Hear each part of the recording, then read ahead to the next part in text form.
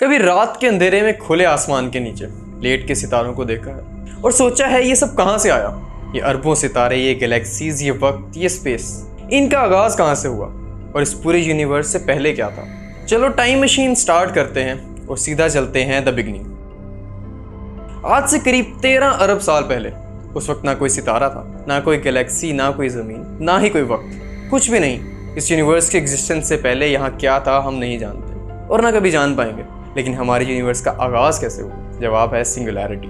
Singularity एक इतना छोटा, इतना गर्म और इतना डेंस नुक्ता है कि हम उसको इमेजिन नहीं कर सकते। इस छोटे से नुक्ते में पूरी कायनात, एनर्जी, मैटर, हत्ता के टाइम और स्पेस भी बनते और फिर बैंग। ये वो वाला बैंग या धमाका नहीं जो फिल्मों में होता है कि आग लगी और चीज़ें इधर उधर बिखर गई। नहीं, ये उससे बहुत अजीब और अमेजिंग था।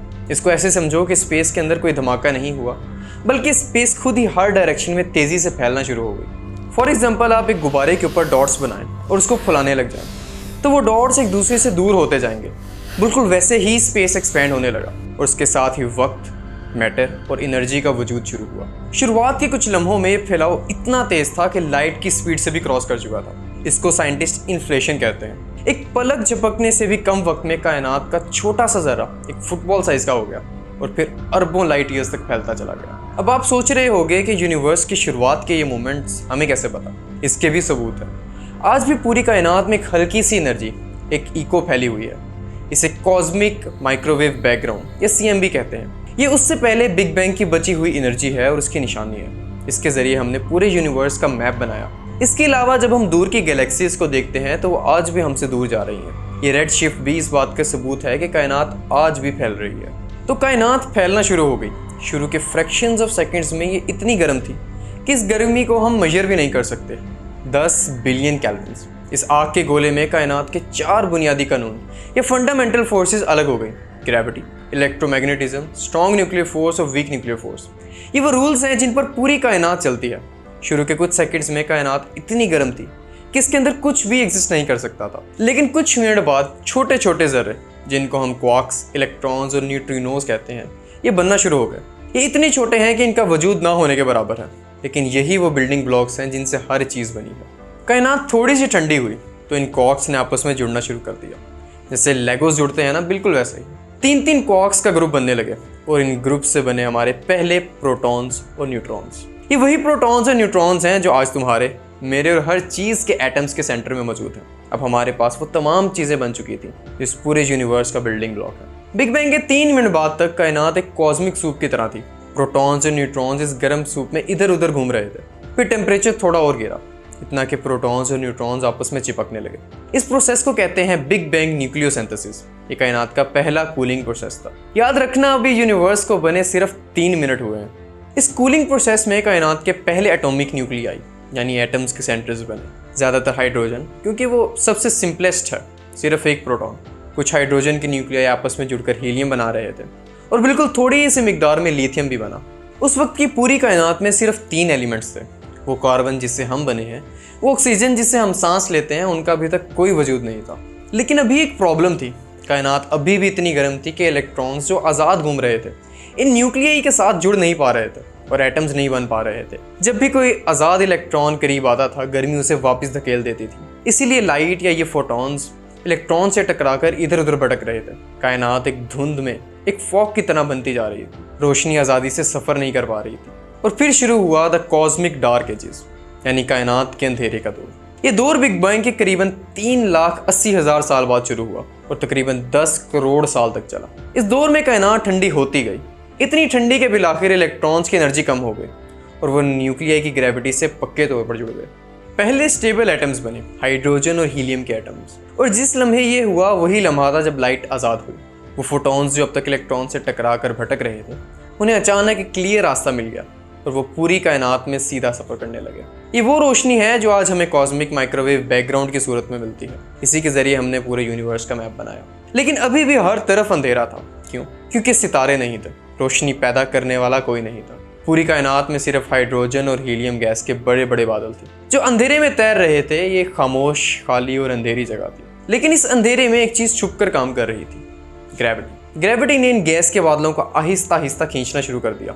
जहाँ गैस थोड़ी डेंस थी वहाँ ग्रेविटी का असर भी ज़्यादा था। लाखों साल तक ग्रेविटी इन गैस के क्लाउड्स को खींचती रही, उनको छोटा और डेंस बनाती रही। ये क्लाउड्स अपने ही वजन में सिकुड़ने लग गए और जब गैस सिकुड़ती है तो वो गर्म हो जाती है। ये क्लाउड्स गर्म होते गए कि इतने गर्म कि इनके सेंटर में टेम्परेचर अरबों डिग्री तक पहुंच गया और फिर करीब 10 से 20 करोड़ साल बाद पहला सितारा रोशन हुआ।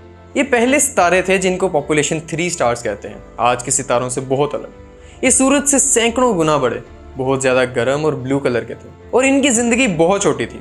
ये सिर्फ कुछ लाख साल तक जिंदा रहते थे। इन सितारों के कोर में एक नया जादू शुरू हुआ, न्यूक्लियर फ्यूजन। हाइड्रोजन के एटम्स आपस में जुड़कर हीलियम बना रहे और इस प्रोसेस में ज़बरदस्त रोशनी और एनर्जी पैदा हो रही थी। अब सितारों का झुरमुट यानी क्लस्टर्स बनने लगे थे और फिर इन क्लस्टर्स ने मिलकर कायनात की पहली गैलेक्सी बनाई। अंधेरा खत्म हो रहा था, कायनात अब सितारों और गैलेक्सीज की रोशनी से जगमगाने लगी थी। पहली बार इस अंधेरे यूनिवर्स ने लाइट्स देखी थी। और इन सितारों ने एक और ज़रूरी काम किया, अपने कोर में उन्होंने हीलियम को फ्यूज करके नए और भारी एलिमेंट्स बनाना शुरू कर दिए। कार्बन, नाइट्रोजन, ऑक्सीजन, वो सारे एलिमेंट्स जिनकी ज़रूरत ज़िंदगी को थी, वो पहली बार इन सितारों की भट्टियों में पक रहे थे। कायनात केमिकली रिच होना शुरू हो गई। लेकिन जैसा कि मैंने कहा, ये बड़े सितारे बहुत जल्दी अपनी ज़िंदगी गुजार लेते थे। उनका फ्यूल यानी हाइड्रोजन बहुत तेज़ी से जलता था और जब इनका फ्यूल ख़त्म होता था तो कायनात में बहुत बड़ा धमाका होता था, एक सुपरनोवा। ये सितारे अपने ही वजन से अचानक अंदर की तरफ कोलैप्स करते थे और फिर एक ज़बरदस्त धमाके के साथ फट जाते थे। इस धमाके में इतनी एनर्जी निकलती थी कि पूरी गैलेक्सी मिलकर इतनी एनर्जी नहीं बनाती। और इस धमाके ने वो सारे नए एलिमेंट्स जो सितारे ने अपनी ज़िंदगी में बनाए थे, कार्बन, ऑक्सीजन, आयरन वगैरह, इन सबको पूरी गैलेक्सी में फैला दिया। इसे कहते हैं कॉस्मिक सीडिंग। इन सितारों ने कुर्बानी देकर आने वाली नस्ल के लिए ज़मीन तैयार की। इन्हीं एलिमेंट से भरे गैस क्लाउड से फिर दूसरी और तीसरी नस्ल के स्टार्स पैदा हुए। हर नस्ल पहले से ज़्यादा एलिमेंट से रिच थी और इन्हीं सितारों और गैस के दरमियान गैलेक्सीज बड़ी होती गई। और इन्हीं अरबों गैलेक्सीज में से एक गैलेक्सी हमारी भी थी, हमारी मिल्की वे। मिल्की वे की कहानी भी करीब 13 अरब साल पहले शुरू हुई, जब छोटी छोटी गैलेक्सीज और गैस क्लाउड्स आपस में मर्ज होने लगे। ग्रेविटी ने इन सबको एक साथ खींचकर एक बड़े स्पाइरल स्ट्रक्चर में कैद कर लिया। ये प्रोसेस अरबों सालों तक चलता रहा। आज भी हमारी गैलेक्सी छोटी छोटी गैलेक्सीज को अपने अंदर खा रही है। हमारा घर, हमारी मिल्की वे तैयार हो रही थी और इसके लाखों स्पाइरल बाजुओं में से एक में हमारा फ्यूचर मुकद्दर लिखा जाना था। अब टाइम मशीन को थोड़ा फास्ट फॉरवर्ड करते हैं। बिग बैंग के करीब 9 अरब साल बाद, यानी आज के करीब 4.5 अरब साल पहले, हमारी मिल्की वे के खामोश गुमनाम से इलाके में गैस और डस्ट का एक बहुत बड़ा बादल तैर रहा था, जिसे नेब्यूला कहते हैं। फिर शायद करीब ही एक बड़ा सितारा सुपरनोवा की सूरत में फटा। उस धमाके की शॉक वेव इस खामोश बादल से टकराई। उस टक्कर ने इस बादल को डिस्टर्ब कर दिया। ग्रेविटी को एक पुश मिल गया। अब ये बादल अपने ही वजन से सिकुड़ना शुरू हो गया। जैसे जैसे ये सिकुड़ता गया, यह तेजी से घूमने लगा। इस घूमते हुए बादल के सेंटर में ज्यादातर मटेरियल जमा हो गया।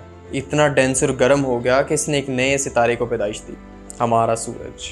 बाकी बचा हुआ मटेरियल सूरज के इर्द गिर्द एक फ्लैट घूमती हुई डिस्क की शक्ल में फैल गया। इसको कहते हैं प्रोटोप्लैनेटरी डिस्क। इस डिस्क में धूल, गैस और पत्थर के जर्रे थे जो सूरज के इर्द गिर्द चक्कर लगा रहे थे। अरबों सालों तक इस डिस्क के अंदर ये जर्रे आपस में टकराते रहे और जुड़ते रहे।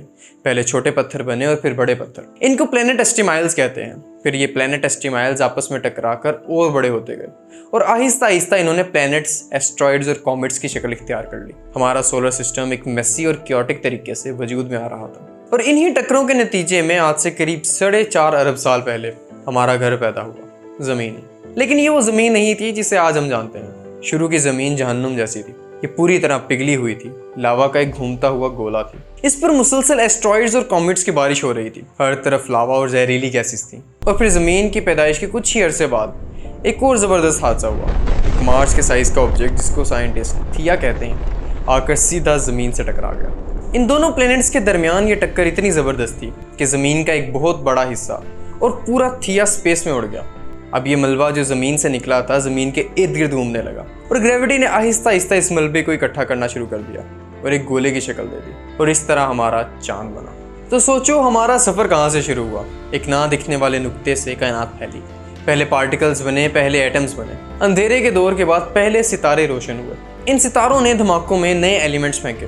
उन्हीं एलिमेंट से हमारी गैलेक्सी बनी, फिर हमारा सूरज और आखिर में ये पिघला हुआ आग का गोला, जिसे हम ज़मीन कहते हैं, अपने चांद के साथ तैयार हुई।